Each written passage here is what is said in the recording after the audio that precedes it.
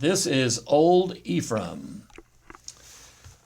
This is the story of a gigantic grizzly bear who roamed the Cache National Forest from 1911 until his death on August 22, 1923. In the early 1900s, bears were a problem for sheep herders. One grizzly in particular, nicknamed Old Three Toes because of a deformity on one foot, had developed quite a reputation. He was named Old Ephraim after a grizzly in California described in a story by P.T. Barnum. Frank Clark was born in 1879 near Malad, Idaho, in a small town called Cherry Creek. He was an energetic man who loved nature and his trusty 25 to 35 caliber rifle.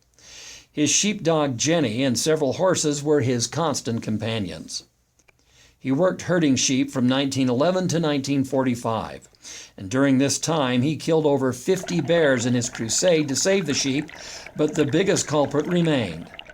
Old Ephraim was the smartest, fastest, and strongest of them all.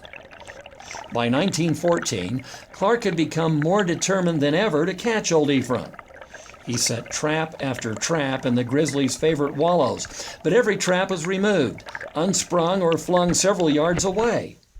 Clark had tried every trick he could think of to get Old Eph in one of his traps, but was unsuccessful. The grizzly stayed close to the herd and left dead sheep as evidence. He was getting bolder and bolder and becoming more ruthless as the years passed. Clark's story, in his own words. On August 21, 1923, I visited the trap, and Old Eph had drummed the wallow into a newly built one, so I carefully changed the trap to his newly built bath. I was camped 1 mile down the canyon in a tent.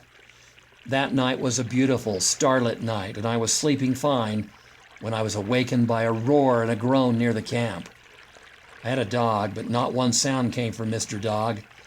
I heard a strange sound up by the hollow. I got up and put on my shoes, but no trousers. I did take my gun, 25-35 caliber carbine with several steel ball cartridges, and walked up the trail. I did not know it was Old Eph. I thought it was a horse that was down. Eph was in that creek in some willows, and after I got past him, he let me know all at once that it was not a horse. I was alone, and the closest human being was 3 miles away. And now Eph was between me and camp. I listened and could hear the chain rattle, and so did my teeth. I decided to get up on the hillside and wait for him. I spent many hours up there, although I had no way of knowing exactly how many, as I listened to Eph's groans and bellows. Daylight came at last, and now was my chance. Eph was pretty well hidden in the creek bottom and willows, so I threw sticks in to scare him out. He slipped out and went down by the tent and crawled into the willows there. I tracked him to that point, and when I got close to the tent, I could see a small patch of hide. I fired at it and grazed the shoulder. Now it was time for me to have the greatest thrill of my life. Ephraim raised up on his hind legs with his back to me. He stood 9 feet 11 inches tall and had a 14-foot-long log chain wound around his arm, as carefully as a man would have done it. He had a 23-pound bear trap on his foot. He could have gone that way and gotten away, but he turned around and I saw the most magnificent sight any man could ever see. I was paralyzed with fear and could not raise my gun. He was coming, still on his hind legs, holding that cussed trap above his head. He had a 4-foot band to surmount before he could reach me. I was rooted to the earth and let him come within 6 feet of me before I stuck the gun out and pulled the trigger. He fell back, but then came again and received 5 of the 6 remaining bullets. He had now reached the trail, still on his hind legs. I had only 1 cartridge left in the gun, and still that bear would not go down. I started for Logan, 20 miles downhill. I went about 20 yards and turned. Eph was coming, still standing up, but my dog Jenny was snapping at his heels, so he turned on the dog. I then turned back, and as I got close, he turned again on me, wading along on his hind legs. I could see that he was badly hurt, as each breath the blood would spurt from his nostrils, so I gave him the last bullet in the brain. I think I felt sorry I had to do it. The horses had all been scared away, and I was alone. I wanted to see someone badly, and finally I found a horse down in the wash where the others had knocked it in their flight. I rode 3 miles to the camp of another herder and had a rest before returning to Eve. We buried Eve after skinning him. Boy Scout Troop Number 43 dug him up and sent his head to the Smithsonian Institute. I have a part of the hide, but souvenir hunters got everything else.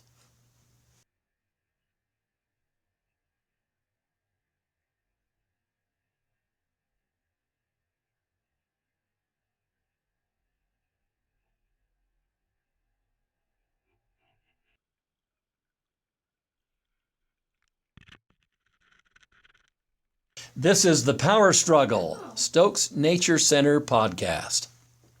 In 1895, the Hercules Power Company built a plant at the mouth of Logan Canyon to provide power for Logan. Households were charged per 40-watt light bulb used.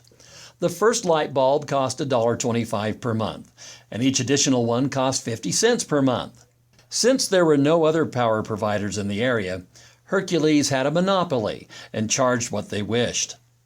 At a special election in 1902, citizens voted in favor of a $65,000 bond to allow the city of Logan to build a municipal power plant to provide power at lower rates. The city constructed a new hydroelectric dam, which today is called Second Dam. They charged 35 cents per light bulb, or 3 lights for $1. The Hercules Power Company was not pleased at having competition. During the summer of 1903, in the middle of construction of the city's new power building, Hercules raised their dam 5 feet, which flooded a greater area, including where the new building was being constructed. Water flooded across the brand new floor of the building. Since the rights to the river were owned by the federal government, Logan City filed a federal application attempting to claim rights to the site. But Hercules had beaten them to it, filing an application only 10 days before. After a heated debate, the federal government made a compromise and authorized both Hercules and Logan City to operate dams on the Logan River, so long as they didn't interfere with one another. The monopoly was broken, and Logan residents had 2 separate power providers competing for their money. A rate war ensued. Rates dropped to 20 cents per light, then to 10 cents. Running a power plant with less and less revenue became problematic. And despite the difficulties of high demand and intense competition, Logan City's power plant has survived throughout the years. Today, about 10% of Logan's electricity is produced by the city's hydroelectric plants, like the one here at Second Dam. As for the Hercules power plant, it is no longer in operation. Ownership of the plant changed hands several times over the years, and it ceased operations in 1971. In 1973, it was sold to Logan City for a public park.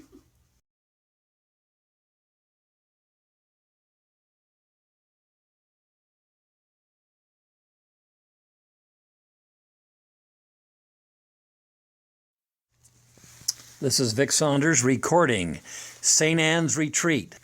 About 8 miles east from the mouth of the canyon, there's a collection of buildings. Hezekiah Eastman Hatch built a cabin in the early 1900s, and his family kept building on.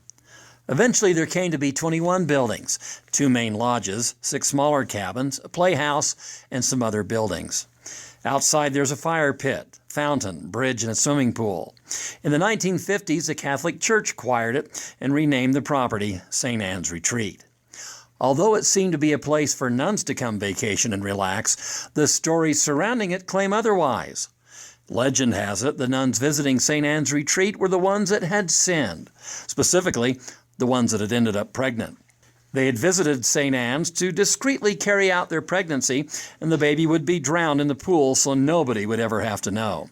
Once it was done, they would repent and go back and continue their lives as if nothing had happened. It worked well until one nun decided she wanted to keep her baby.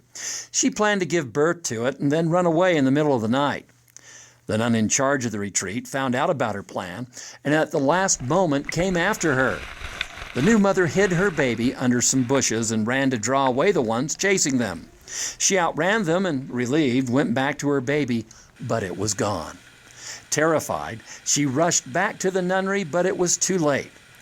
Her baby had already been drowned, and she committed suicide right there by the pool.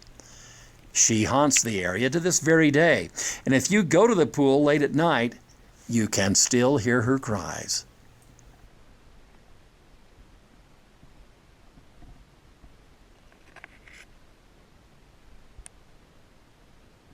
Yeah, so one of the stories that we have about the Logan River deals with Sasquatch. Sasquatch to us, he's a different meaning to us than what it is in the predominant American society today. We see him more as like a spiritual being, as someone who's a guardian. But there was one time, the elders, they had told us about him and stuff, and told us about what he does, and so what happened was they had found his tracks, and some of the Shoshone warriors, these younger warriors, they're like, oh, let's go follow him, let's find him. And the elders had warned them, you don't do that, leave him alone, let him be, he's not harming anything. And they were curious, and they thought, it was just like old wives' tales. And so, they went and followed the tracks. And they started following the tracks along the Logan River through the Logan Canyon. And then they started getting like this really weird feeling as they were, getting closer. And, it didn't feel right. And so some of the guys were like, okay, yeah, I've had enough, I'm going home. And then the other ones were like, oh, well, we're brave, we're strong, we're going to stick to it. And then they started getting really close to Sasquatch, and they started really finding fresher prints. And then next thing you know, they started getting really bad feeling, like, this isn't something they should be doing. And then they started hearing him, crashing around and stuff, and then they're like, uh-oh. And so they, they took off.